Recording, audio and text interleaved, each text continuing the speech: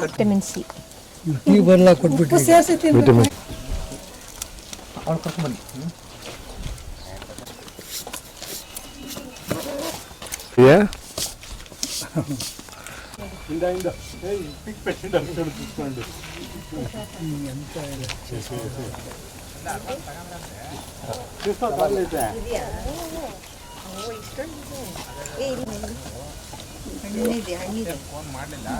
ಹಣ್ಣು ಸಿಹಿ ಇರೋದಿಲ್ಲ ಅಂದ್ರೆ ಅದಕ್ಕಿಂತ ಸ್ವಲ್ಪ ಒಗರಿ ಇರುತ್ತಲ್ಲ, ಅದು ತುಂಬಾ ಚೆನ್ನಾಗಿದೆ. ಪರ್ಸೆಂಟೇಜ್ ಜಾಸ್ತಿ ತೀರ್ಸ್ಕೊಂಡಿರಲಿಲ್ಲ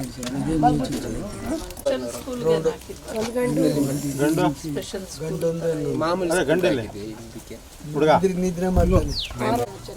ಹೆಸರೇನು?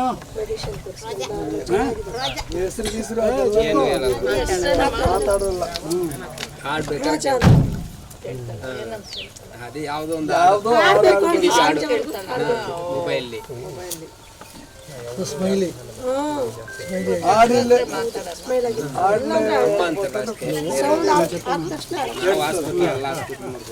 ಮೊದಲು ಕೈಯಲ್ಲೇ ಮಾತ್ರೆ ಮೆಡಿಸಿನ್ ಕೊಡಿಸ್ತಾ ಇದ್ದಾರೆ ಸ್ವಲ್ಪ ಸೈಲೆಂಟ್ ಆಗಿ. ಈಗ ಸ್ವಲ್ಪ ಸತ್ತು ಸಾಕು ಅನ್ನೋ ರೀತಿಲಿ ಇದ್ದಾಳೆ.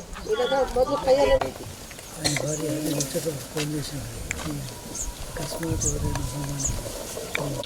ಸಂಬಳಕ್ಕೆ 12,000 ರೂಪಾಯಿಗೆ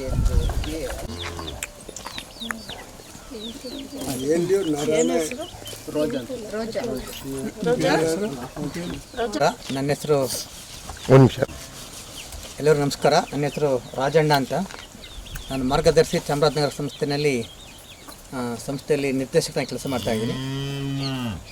ನಾವು ಕೋವಿಡ್ ನಂತರ ಜೀವನಾಧಾರ ಚಟುವಟಿಕೆ ಮಾಡಬೇಕು ಅಂತ ಯೋಚನೆ ಮಾಡಿದಾಗ ವಿಶೇಷವಾಗಿ ಬೆಂಗಳೂರಿನ ವಾಸವಿ ಚಾರಿಟೇಬಲ್ ಟ್ರಸ್ಟಿಂದ ಮೊದಲಿಗೆ ಪೊತ್ತಣ ಶೆಟ್ಟರವರು ನಮ್ಮಲ್ಲಿ ಅವ್ರ ತಾಯಿ ಹೆಸರಲ್ಲಿ ಗೋದಾನವನ್ನು ಮಾಡಲಿಕ್ಕೆ ಪ್ರಾರಂಭ ಮಾಡಿದ್ರು. ಆವಾಗ ನಂತರ ಅದು ಮೊದಲನೇ ಗೋದಾನ. ಅದು ನಂತರ ತೀವ್ರ ಪ್ರಮಾಣದ ಅಂಗವಿಕಲರ ಕುಟುಂಬಗಳಲ್ಲಿ ಯಾರಿಗೆ ಸಾಕಲಿಕ್ಕೆ ಆಸಕ್ತಿ ಇರುತ್ತೆ ಅಂಥ ಕುಟುಂಬಗಳಿಗೆ ಮತ್ತು ಅವರಲ್ಲಿ ಡೈರಿ ಇರಬೇಕು, ಹಾಲಿನ ಡೈರಿ ಅಂಥ ಕುಟುಂಬಗಳಿಗೆ ನಾವು ಪತ್ತೆ ಹಚ್ಚಿ ಹಸುಗಳನ್ನ ವಾಸವಿ ಟ್ರಸ್ಟಿಂದ ನಾವು ಕೊಡಲಿಕ್ಕೆ ಪ್ರಾರಂಭ ಮಾಡಿದ್ವಿ. ಕೊಡುವಾಗ ನಮ್ಮಷ್ಟು ಸಾಕಷ್ಟು ಅದನ್ನ ಅನುಸರಣೆ ಫಾಲೋ ಅಪ್ ಮಾಡೋದು ಒಂದು ಇರುತ್ತೆ.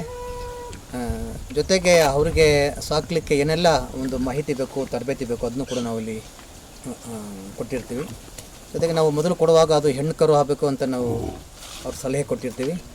ಜೊತೆಗೆ ಆ ಹಸುಗೆ 1 ತಿಂಗಳದ ಆಹಾರ ಮತ್ತು ಇನ್ಶೂರೆನ್ಸು, ಹಾಲು ಕರಲಿಕ್ಕೆ ಬಕೆಟ್ಟು, ಹಾಲು ತಗೊಂಡೋಗಿ ಆಗಲಿಕ್ಕೆ ಕ್ಯಾನು, ಹಸುಗೆ ನೀರು ಕುಡಿಸ್ಲಿಕ್ಕೆ, ಜೊತೆಗೆ ಅದಕ್ಕೆ ಸಗಣಿ ಎಲ್ಲ ಎತ್ತಲಿಕ್ಕೆ ಬೇಸನ್ಸು, ಬಕೆಟ್ಸು, ಜಗ್ಗು ಎಲ್ಲ ಕೂಡ ನಾವು ಕೊಡ್ತೀವಿ.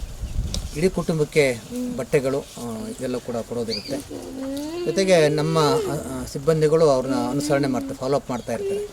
ಇದುವರೆಗೂ ಸುಮಾರು 53 ಹಸುಗಳನ್ನ ಕೊಟ್ಟಿದ್ವಿ. ಎಲ್ಲ ಹಸುಗಳು ಕೂಡ ಚಾಮರಾಜನಗರದಲ್ಲಿ ಚೆನ್ನಾಗಿ ನಿರ್ವಹಿಸ್ತಾ ಇದ್ದಾರೆ. ಮತ್ತು ಆ ಕುಟುಂಬಗಳಿಗೆ ಅದರಿಂದ ಆದಾಯ ಇದೆ ಮತ್ತು ಕುಟುಂಬದಲ್ಲಿ ನೆಮ್ಮದಿ ಇದೆ. ಹಸು ಬಂದಮೇಲೆ ಅವರು ಒಂದು ಕೆಲಸ ತೊಡಗಿರ್ತಾರೆ. ಕಾರಣ ಈ ಥರದ ತೀವ್ರ ಪ್ರಮಾಣದ ಅಂಗವಿಕಲನ ಮಕ್ಕಳನ್ನ ನೋಡಿಕೊಂಡು ಅವ್ರ ಹೊರಗಡೆ ಕೆಲಸಕ್ಕೆ ಹೋಗ್ಲಿಕ್ಕೆಲ್ಲ ದುಡಿಯೋಕ್ಕಾಗಲ್ಲ. ಹಾಗೆ ಮನೆಯಲ್ಲೇ ಮಗು ನೋಡಿಕೊಂಡು ಅವರು ಅದನ್ನು ಆರೈಕೆ ಮಾಡಿಕೊಂಡು ಹಸುನ ಸಾಕೋದು ಕೂಡ ಅವ್ರಿಗೆ ಒಂದು ವೃತ್ತಿಯಾಗಿ ಉಪಕಸಬಾಗಿ ಅವ್ರು ನಿರ್ವಹಿಸ್ತಾ ಇದ್ದಾರೆ. ಈಗ ಆ ಕುಟುಂಬದಲ್ಲಿ ಒಂದು ಆರ್ಥಿಕ ಸುಧಾರಣೆ ಕಾಣ್ತಾ ಇದ್ದೀವಿ. ಅದು ನಮ್ಮ ಸಂತೋಷ ಆಗ್ತಾಯಿದೆ. ಇದಕ್ಕೆ ಮಾರ್ಗದರ್ಶಿ ಸಂಸ್ಥೆ ವಾಸವಿ ಚಾರಿಟೇಬಲ್ ಟ್ರಸ್ಟ್ ಬೆಂಗಳೂರಿನವರಿಗೆ ಧನ್ಯವಾದವನ್ನು ಹೇಳ್ತೀನಿ.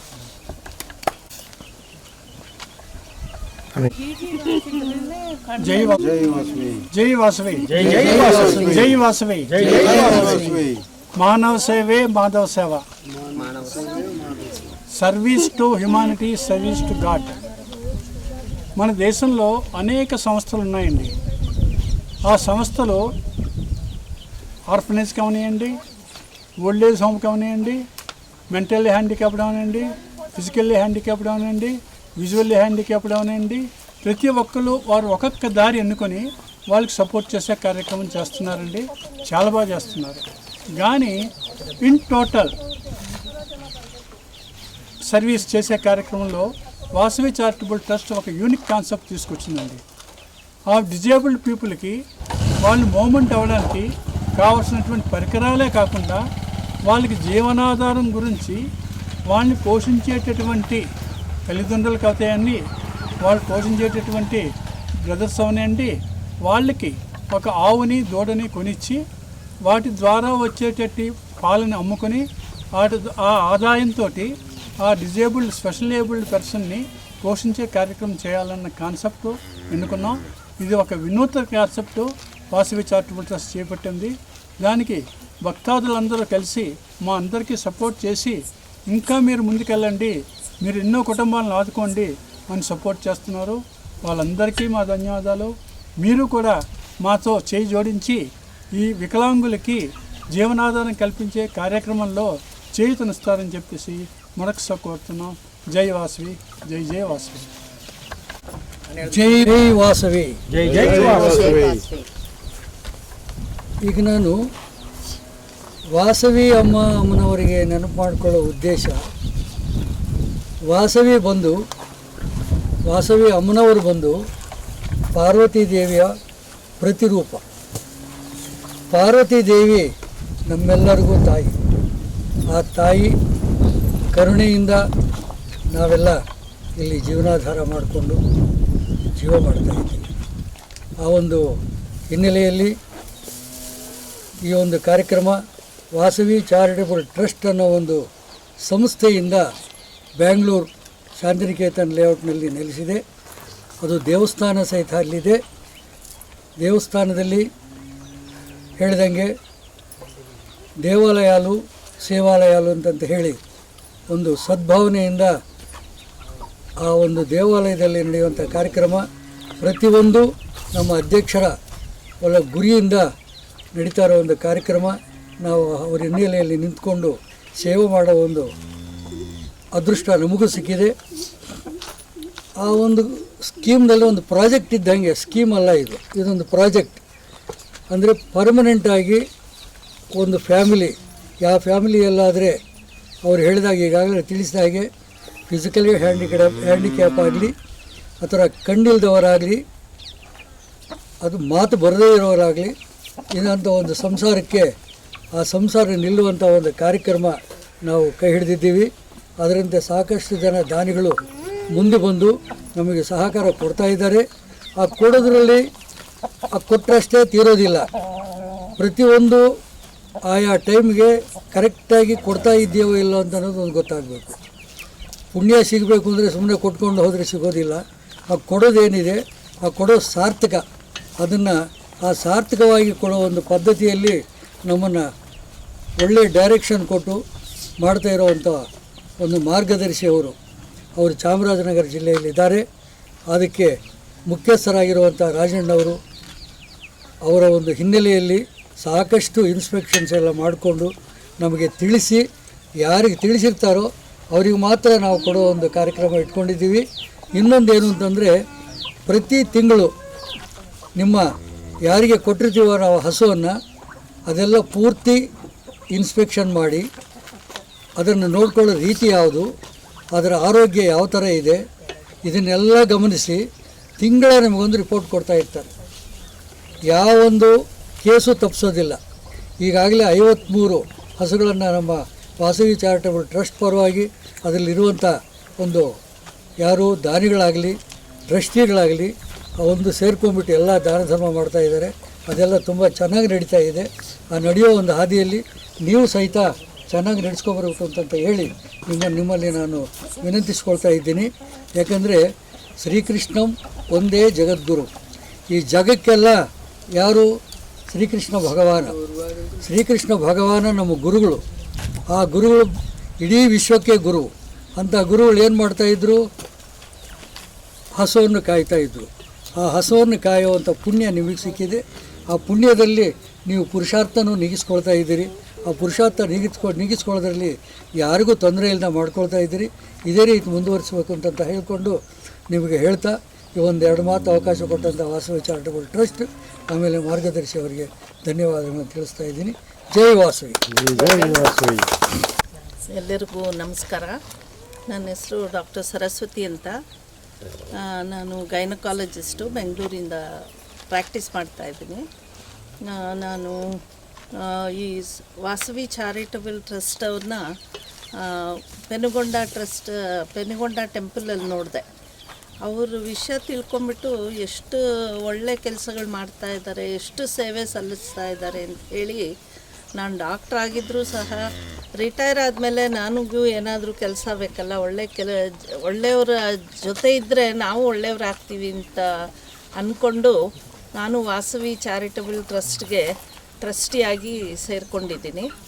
ಸೊ ಅವ್ರು ಮಾಡೋ ಕಾರ್ಯಕ್ರಮಗಳೆಲ್ಲ ನೋಡ್ತಾ ಇದ್ದರೆ ತುಂಬ ಅದ್ಭುತವಾಗಿದೆ.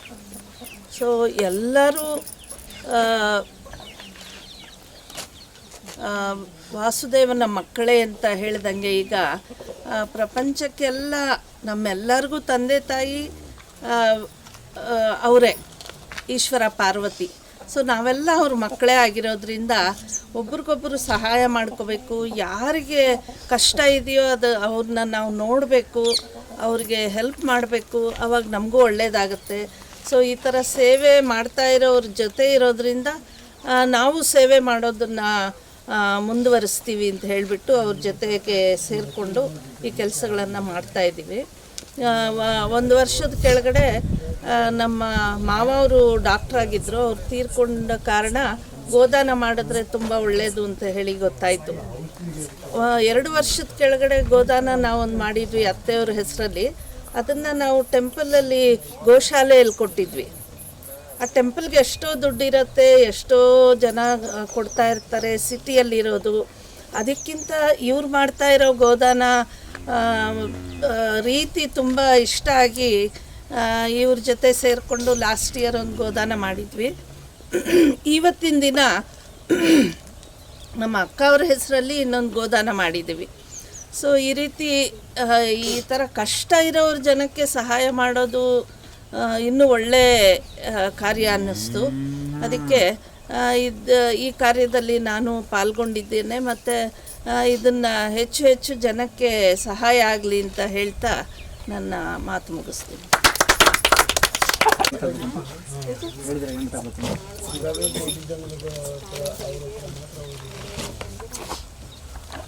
ನಮ್ಮ ಹೆಸರು ಶ್ರೀನಿವಾಸ್ ಕುಮಾರ್ ಅಂತ, ನಮ್ಮ ಗಾಂಧಿನಗರ.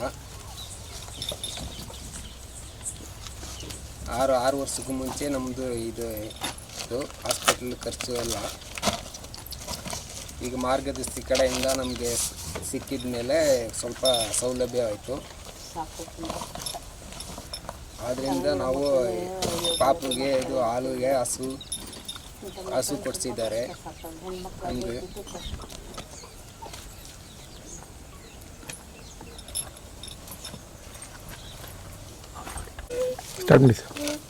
ನಮಗೆ ವಾಸವಿ ಟೆಸ್ಟ್ ಕಡೆಯಿಂದ ಹಸು ಕೊಟ್ಟಿದ್ದಾರೆ. 1 ಹಸು ಕೊಟ್ಟಿದ್ದರು, ಈಗ ಕರು ಹಾಕಿದೆ ಇನ್ನೊಂದು. ಅದರಿಂದ ನಾವು ಇನ್ನೊಂದು ಹಸು ತಗೊಂಡಿದ್ದೀವಿ. ಒಂದು ದಿನಕ್ಕೆ 3 ಲೀಟ್ರ್ ಹಾಲು ಕೊಡುತ್ತೈತೆ. ಸಾಯಂಕಾಲ 2 ಲೀಟ್ರು, ಬೆಳಗ್ಗೆ 5 ಲೀಟ್ರ್ ಬರುತ್ತೆ. ಅದ್ರ ಕಡೆಯಿಂದ ಖರ್ಚಿಗೆ ಎಲ್ಲ ಸೌಲಭ್ಯ ಆಯ್ತದೆ. ಮೆಡಿಸಿನ್ ಮಾತ್ರೆ ಎಲ್ಲ ಸೌಲಭ್ಯ ಆಯ್ತದೆ.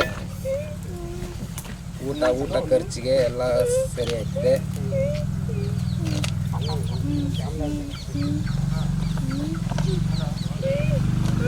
ಮಾರ್ಗದರ್ಶಿ ಕಡೆಯಿಂದ ಸೌಲಭ್ಯ ಸಿಗ್ತೈತೆ.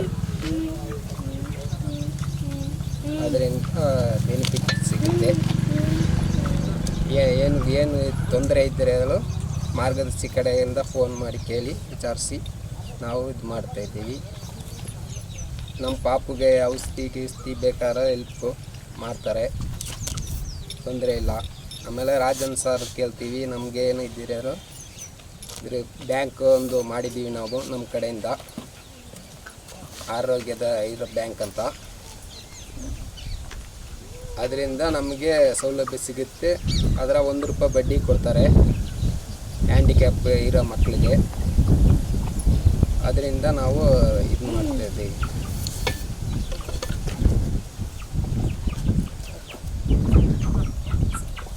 ಧನ್ಯವಾದಗಳು.